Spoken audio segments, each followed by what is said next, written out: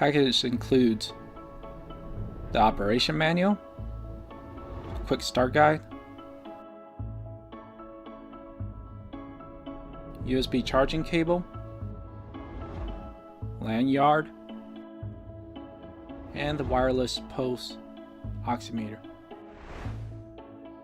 Here we have set SpO2, so it determines hemoglobin. The heart rate, so 60 to 100 is good, the lower the better. Here's the IHealth My Medical app, Android iTunes. So after logging in, you create a profile, age, height, and weight. Next, you connect the Bluetooth to track app data. And finally, you can track your measurement in real time. If you like this video, please click like and subscribe.